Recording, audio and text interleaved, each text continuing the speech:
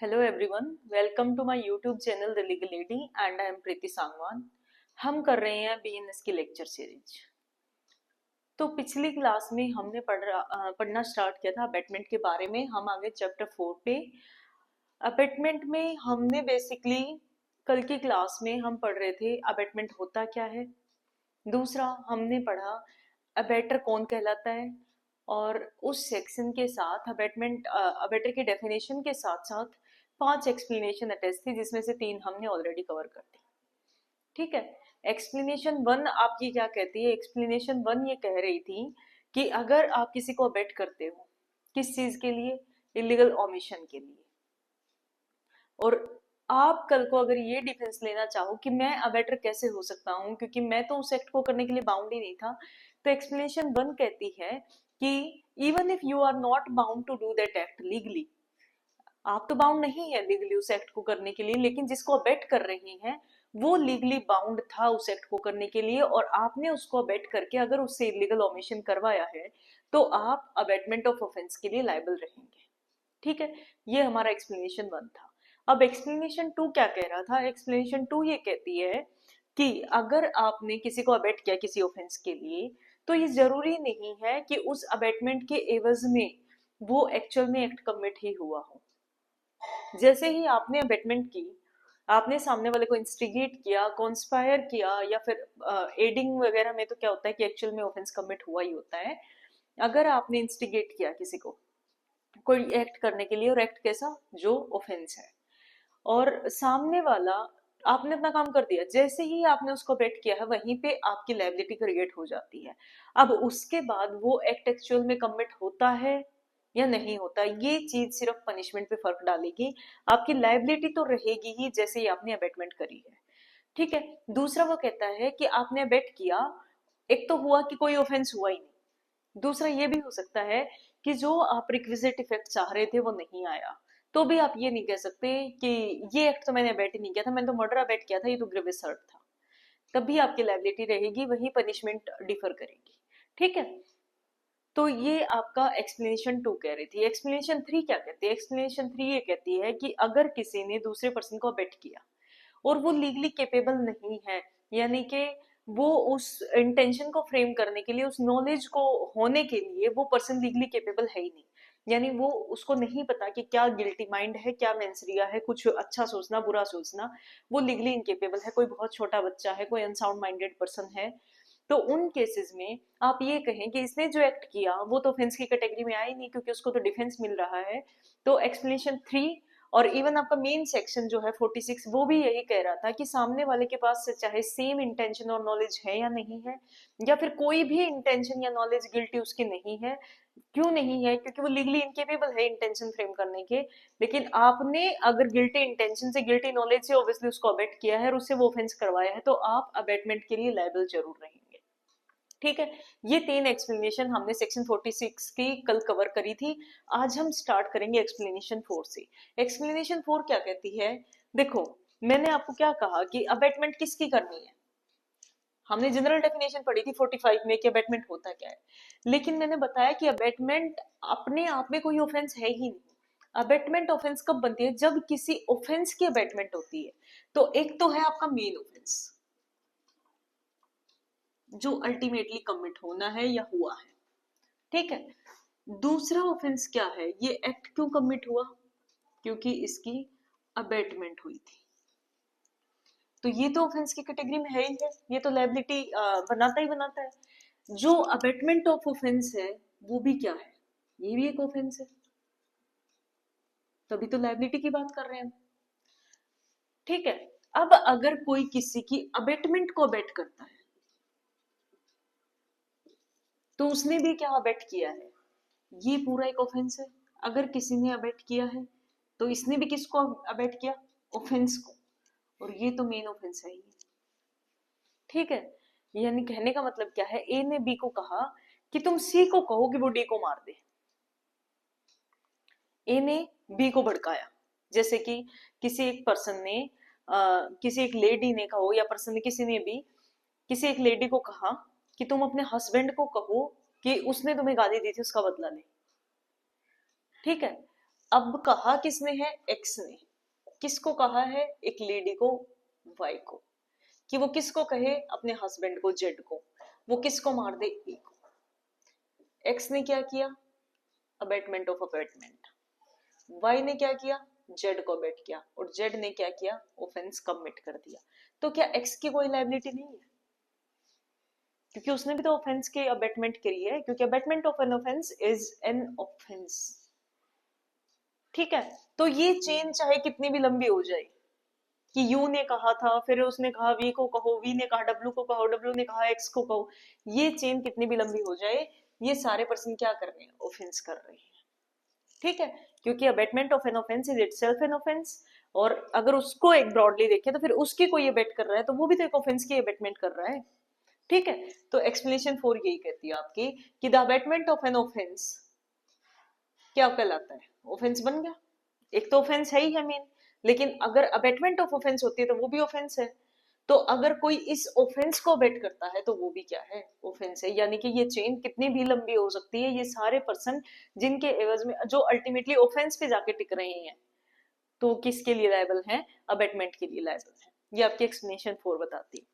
अब हम पढ़ेंगे एक्सप्लेनेशन 5। ये क्या कहता है, it is not necessary to the commission of offence of abetment by conspiracy that abettor should consult the offence with the person who commits it. It is sufficient if he engages in the conspiracy. अब देखो, दो तरह की conspiracy होती है, एक होती है जनरल कॉन्स्पिरेसी, एक होती है पर्टिकुलर कॉन्स्पिरेसी। सबसे पहली बात, कॉन्स्पिरेसी के लिए मिनिमम रिक्वायर्ड पर्संस कितने हैं, 2। अब एक कोई बहुत बड़ा ऑफेंस करना है, कहीं पे राइट्स करने हैं, या फिर कोई भी गवर्नमेंट के अगेंस्ट कोई प्रोसेशन वगैरह करना, कुछ भी है, इसमें बहुत सारे लोग इंक्लूडेड हैं। ठीक है, यहाँ पे मान लो ए से लेके जेड तक के लोग इंक्लूडेड हैं। अब जरूरी नहीं है कि ये ए इन सबको जानता हो। ए और सी के बीच में बात हुई थी, इन दोनों के बीच में जो क्राइम से रिलेटेड बात हुई, जो ऑफेंस से रिलेटेड बात हुई, वो क्या है, पर्टिकुलर कॉन्स्पिरेसी है। और ये सारे के सारे लोग जो आपस में बातें कर रहे हैं और अल्टीमेटली एक कंक्लूजन पे पहुंच रहे हैं, जो ऑफेंस से कमिट करना चाह रहे हैं, ये पूरी की पूरी क्या कहलाई, जनरल कॉन्स्पिरेसी। तो एक्सप्लेनेशन 5 कहती है कि इस जनरल कॉन्स्पिरेसी में जरूरी नहीं है कि हर अबेटर या हर पर्सन एक दूसरे को जानता हो। ठीक है, तो भी वो पर्सन किसके लिए लायबल होगा, ये सफिशिएंट रहेगा कि आप किसी एक को जानते थे, आप उस चेन से जुड़े हुए थे, आप कॉन्स्पिरेसी में एंगेज्ड थे। ठीक है, आप ये नहीं कह सकते कि मेरे को तो अल्टीमेटली तो पता ही नहीं ऑफेंस किसने किया है, मैंने तो एडिंग करी है, सिर्फ जहर ला के दिया है। ठीक है, मैंने तो सिर्फ कॉन्स्पायर करा, आपस में मिले हम, और उसने कहा कि तुम मुझे पॉइजन ला के दो, कि एडमिनिस्टर कौन करेगा, कि है कोई तुम नहीं जानते, तो मैं तो उसको जानता ही नहीं था जिसने ऑफेंस। नहीं, आप अगर पर्टिकुलर कॉन्स्पिरेसी का भी हिस्सा थे तो भी आप लायबल हैं अबेटमेंट बाय कॉन्स्पिरेसी के लिए। ठीक है, ये आपकी एक्सप्लेनेशन 5 कहती है। उसके बाद हम आते हैं सेक्शन 47 पे। सेक्शन 47 क्या कहता है, abetment in India of offences outside India. Abetment कहाँ पे हुई है, इंडिया में हुई है। ऑफेंस कहाँ पे हुआ है, आउटसाइड इंडिया। तो सेक्शन 47 कहता है कि अगर इंडिया से अबेटमेंट होती है, चाहे वो फोन के जरिए होती है, चाहे वो मेल के जरिए होती है, चाहे वो इंटेंशनल एडिंग, कोई फंडिंग देते हो, कोई हथियार सप्लाई करते हो, जाली नोट सप्लाई कर रहे हैं, किसी भी तरीके से अगर इंडिया से अबेटमेंट हुई है, चाहे वो साइबर कनेक्टिविटी के थ्रू हुई, और ऑफेंस कहाँ पे हुआ है, आउटसाइड इंडिया। जब हम बात कर रहे थे extra territorial application of BNS की, तो मैंने आपको बताया था कि हर सिविलाइज्ड कंट्री का एक रूल होता है कि वो अपने सिटीजन्स के लिए, एक्ट के लिए खुद को रिस्पॉन्सिबल मान के चलता है, कि अगर कोई इंडियन सिटीजन यूएसए में जाके क्राइम कर रहा है तो इंडिया की बीएनएस उस पर अप्लाई होगी। जब भी वो इंडिया आएगा, जब भी वो, या फिर उसको लेके आएंगे किसी भी ट्रीटी वगैरह के थ्रू, तो ठीक है, इंडियन लॉ उस पर एक्शन ले सकता है। ठीक है, तो उसी तरह से सेक्शन 47 क्या कहता है कि अगर इंडिया में बैठ के कोई अबेट कर रहा है किसी ऑफेंस को, कौन से ऑफेंस को, जो अगर इंडिया में किया जाता तो ऑफेंस की कैटेगरी में आता। ए बैठा है यहाँ पे, बी है कहीं लंदन में, ठीक है, और वो बी को ये कहता है कि वहां पे ये क्राइम तुम कर दो, कोई मर्डर कर दो, या किसी को ग्रीवियस हर्ट कोज कर दो, या कोई रेप कर दो। ठीक है, तो रेप भी इंडिया में ऑफेंस है, ग्रीवियस हर्ट भी इंडिया में ऑफेंस है, मर्डर भी इंडिया में ऑफेंस है, कोई भी, या थेफ्ट कर दो, ठीक है, कोई भी ऐसा एक्ट करने के लिए अगर इंडिया में बैठ के कोई इंसान और इंडिया से बाहर कोई ऑफेंस कमिट करवा रहा है, कौन सा offence, if it was it would have been committed in India, then it would have fallen under the category of offense in BNS. ठीक है, तो उन केसेस में क्या होगा, बीएनएस में या किसी और लॉ में भी ऑफेंस, बेसिकली तो ऑफेंस की हमने यही डेफिनेशन पढ़ी कि जो भी पनिशेबल बीएनएस में है, लेकिन कुछ और लॉज के बारे में भी हमने क्लोज पढ़ा था। ठीक है, तो अगर कोई ऐसा एक्ट वो करवाता है तो ये पर्सन ऐसे ही लायबल होगा जैसे कि उसने अबेटमेंट इंडिया में करी है और ऑफेंस भी इंडिया में हुआ है। वो ये नहीं कह सकता कि हमारी टेरिटरी पे तो कुछ हुआ ही नहीं मेरी अबेटमेंट की वजह से, मैंने तो जो अबेट किया वो इंडिया से बाहर रहने वाला आदमी है। ठीक है, तो सेक्शन 47 कहता है कि अगर इंडिया में अबेटमेंट हुई जिसकी वजह से ऑफेंस हुआ आउटसाइड इंडिया, तो ये जो अबेटर है ये ऐसे ही लायबल होगा जैसे उसके अबेटमेंट की वजह से ऑफेंस इंडिया में ही हुआ है, उसी तरह से उसको पनिशमेंट मिलेगी, वही उसका लीगल प्रोसेस रहेगा। उसके बाद सेक्शन 48 क्या कहता है, सेक्शन 48 कहता है कि अबेटमेंट कहाँ हुई है, आउटसाइड इंडिया, और ऑफेंस कहाँ पे हुआ है, इंडिया में।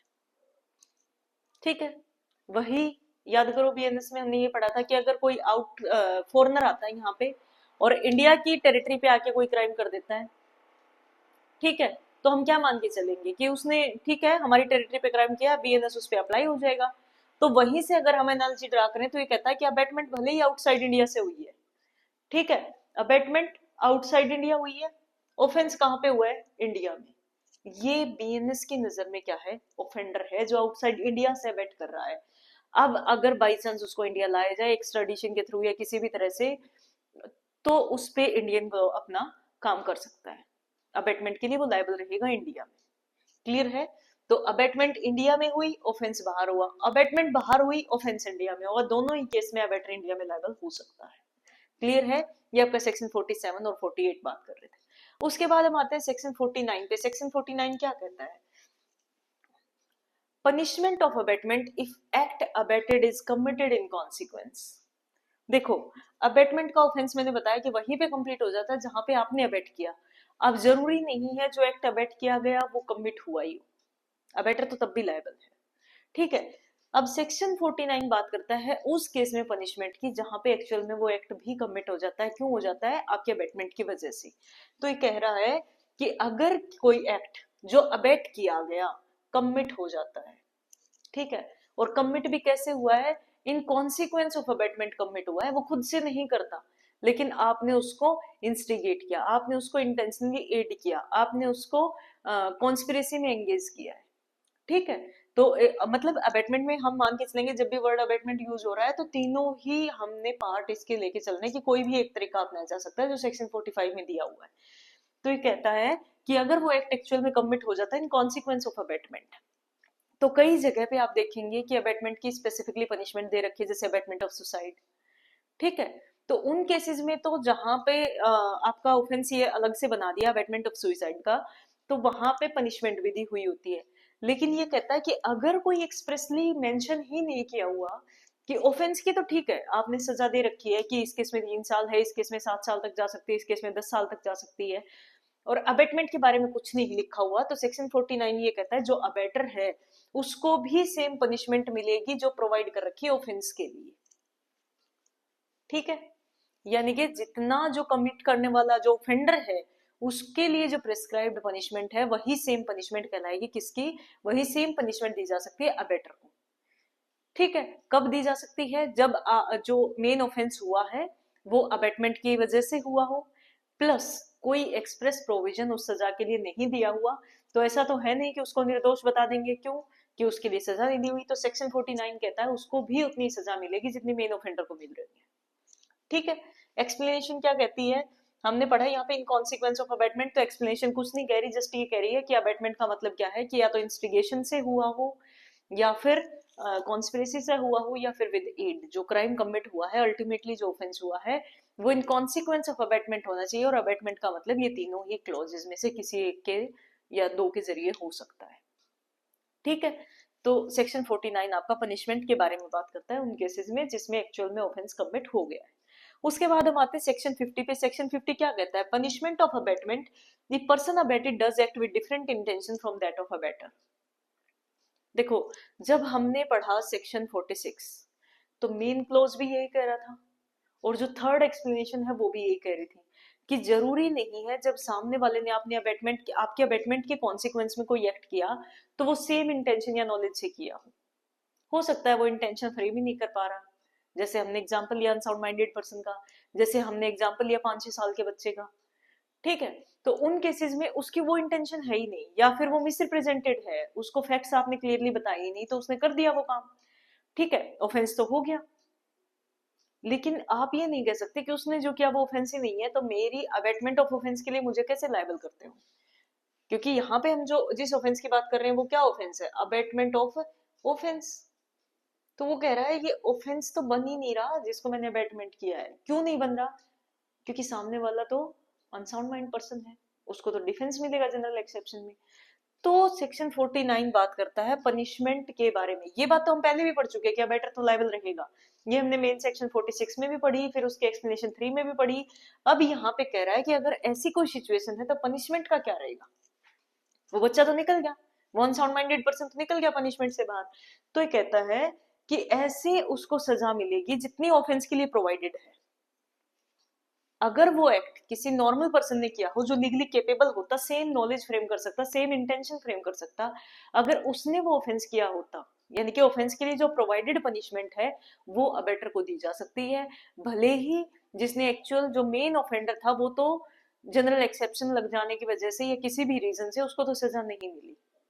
ठीक है, क्योंकि वो इंटेंशन फ्रेम नहीं कर पा रहा था, उसको इतनी नॉलेज ही नहीं थी, या फिर किसी भी रीजन से वो तो निकल गया। लेकिन अबेटर जो है वो ये नहीं कह सकता कि उसने तो नॉलेज थी नहीं, उसके मन से बनी ही नहीं। तो सेक्शन 50 कहता है कि उस पर्सन को जिसने अबेट किया है, जो अबेटर है, उसको तो उतनी ही पनिशमेंट मिलेगी जो एक्ट के लिए प्रोवाइडेड है। ठीक है, और इसी तरह से मिलेगी जैसे कि सामने वाले जिसने एक्ट किया है उसने वही सेम नॉलेज और इंटेंशन के साथ किया है जो अबेटर ने उसके अंदर डाली है। क्लियर है? ये आपका सेक्शन 50 कहता है। अब सेक्शन 51 क्या बात कर रहा है? सेक्शन 51 बात कर रहा है liability of abettor when one act abetted and different act done. एक एक्ट अबेट किया लेकिन हो गया कौन सा? दूसरा। ठीक है, मैंने कहा कि तुम जाओ और उस पर्सन का मर्डर कर, उस पर्सन का ग्रीवियस हर्ट कोज कर दो। मैंने उसको चाकू दिया कि जाके और उसको चाकू मार देना, ग्रीवियस हर्ट कोज हो जाएगा। अब होता क्या है, उसने जाते ही उसको चाकू मार दिया, उसकी वजह से उसका ब्लड लॉस ज्यादा हो गया या फिर वाइटल पार्ट पे चाकू लगा और उसकी डेथ हो जाती है। मैंने अबेट क्या किया? Grievous hurt. एक्चुअल में कमिट क्या हो गया? मर्डर। तो अब जो अबेटर है जो मैं हूं, उसकी क्या लायबिलिटी है? तो सेक्शन 51 इस बारे में बात करता है कि कोई अबेटर है उसकी क्या लायबिलिटी रहेगी जब उसने अबेट तो कोई और एक्ट किया है लेकिन हो गया दूसरा। तो अब सेक्शन 51 आपका कहता है कि ए ने बी को अबेट किया था ग्रीवियस हर्ट के लिए, हो गया मर्डर। ठीक है, तो ए की लायबिलिटी क्या रहेगी? उस मर्डर के अबेटमेंट के लिए क्या ए लायबल रहेगा? तो सेक्शन 51 कहता रहेगा। ठीक है, लेकिन उसके लिए दो कंडीशन सेटिस्फाई होनी चाहिए। अगर आपने कोई डिफरेंट एक्ट अबेट किया था और सामने वाले से हो गया दूसरा, तो उस केस में जो एक्ट एक्चुअल में कमिट हुआ है, जो दूसरा एक्ट है, उसके अबेटमेंट के लिए अबेटर लायबल रहेगा। अबेटर ये नहीं कह सकता कि मैंने जो अबेट किया था वो तो एक्ट हुआ ही नहीं, तो मेरी पनिशमेंट कम करो। पनिशमेंट तो होगी, क्योंकि जैसे ही उसने अबेटमेंट करी है, चाहे वो छोटे एक्ट की करी बड़े एक्ट की करी, लायबल तो वहीं पे हो जाएगा, सिर्फ पनिशमेंट का फर्क पड़ता है। ठीक है, तो वो ये कह रहा है कि मुझे कम पनिशमेंट दो क्योंकि मैंने तो ग्रीवियस हर्ट अबेट किया था, हुआ तो मर्डर है, बट उसको अबेटमेंट ऑफ मर्डर के लिए लायबल माना जाएगा। क्यों माना जाएगा? दो कंडीशन सेटिस्फाई कर दे प्रोसिक्यूशन। पहली तो क्या कि जो एक्ट हुआ है वो इन कॉन्सिक्वेंस ऑफ अबेटमेंट हुआ, उसने कहा था जाके चाकू मारो, चाकू मारा है। ठीक है, तो पहली बात तो जो एक्ट हुआ है वो इन कॉन्सिक्वेंस ऑफ अबेटमेंट हुआ है। दूसरी चीज, जो एक्चुअल में एक्ट कमिट हुआ है वो प्रोबेबल कॉन्सिक्वेंस है किस चीज का? जो एक्ट अबेट हुआ था उसका। अबेट क्या किया गया था? Grievous hurt. तो क्या आपको नहीं लगता कि ग्रीवियस हर्ट की अगर इंटेंसिटी बढ़ जाए, चाकू से ग्रीवियस हर्ट कोज करना था और उसकी अगर इंटेंसिटी बढ़ भी सकती है तो मर्डर भी हो सकता है। ये प्रोबेबल कॉन्सिक्वेंस है कि नहीं? एक रीजनेबल पर्सन इसके बारे में क्या सोचेगा? प्रोबेबल कॉन्सिक्वेंस है। ठीक है, अब उसने उसको अबेट तो किया था कि उस घर में जाके चोरी करो, और उसने कर दिया वहां पे एक लेडी का रेप। क्या ये प्रोबेबल कॉन्सिक्वेंस है? नहीं है। तो उस केस में उस रेप के अबेटमेंट के लिए पर्सन लायबल नहीं होगा। लेकिन उसने कहा कि चोरी करो, ठीक है, और सिक्योरिटी के लिए लो ये पिस्टल ले जाओ, दिखानी नहीं है, रखनी है छुपा के फॉर सिक्योरिटी रीजंस। ठीक है, अब होता क्या है कि आपस में लड़ाई हो जाती है और वो सच में उस पिस्टल से उसको शूट कर देता है, तो क्या आप नहीं कहेंगे प्रोबेबल कॉन्सिक्वेंस था, क्योंकि आपने उसकी पॉकेट में पिस्टल डाला है। ठीक है, तो ये प्रोबेबल कॉन्सिक्वेंस है। आपने कहा कि जाके उसका घर जला दो और वो घर जलाने से पहले वहां पे चोरी कर लेता है, क्या ये प्रोबेबल कॉन्सिक्वेंस है? नहीं। ठीक है, तो ये डिपेंड करेगा कि कौन सा एक्ट अबेट हुआ, कौन सा कमिट हुआ। अगर एक्ट जो अबेट हुआ है उसका प्रोबेबल कॉन्सिक्वेंस है कौन सा एक्ट जो एक्चुअल में कमिट हुआ है, तो जो एक्चुअल में कमिट हुआ है उस एक्ट के अबेटमेंट के लिए अबेटर लायबल रहेगा। वो ये डिफेंस नहीं ले सकता कि ये तो मैंने अबेट ही नहीं किया था, लेकिन प्रोसिक्यूशन को दो चीज प्रूव करनी पड़ेगी। प्रोवाइजो कहता है कि पहली चीज तो एक्ट हुआ है, उसका इनिशिएशन जो हुआ है, जो स्टार्टिंग हुई है, जो किस कॉन्सिक्वेंस से हुआ है, वो पहली चीज अबेटमेंट होनी चाहिए, उस अबेटमेंट की वजह से उसने ऐसा किया, अदरवाइज वो नहीं करता। और दूसरी चीज आपने क्या प्रूव करनी है? दूसरी चीज प्रूव करनी है कि जो एक्ट कमिट हुआ है वो प्रोबेबल कॉन्सिक्वेंस था किस चीज का? जो एक्ट अबेट किया था उसका। ठीक है, अगर ये दोनों चीज प्रूव हो जाती है तो वो पर्सन उस अबेटमेंट के लिए लायबल रहेगा जो मेन ऑफेंस उनका हुआ है। अब ये प्रोबेबल कॉन्सिक्वेंस, ये एक रीजनेबल आपने टेस्ट लगाना है कि ठीक है हाँ इस चीज का कॉन्सिक्वेंस ये हो सकता है, ये आप सबको पता है। ठीक है, तो ये आपका सेक्शन 51 है। इससे आगे के सेक्शन नेक्स्ट क्लास में कवर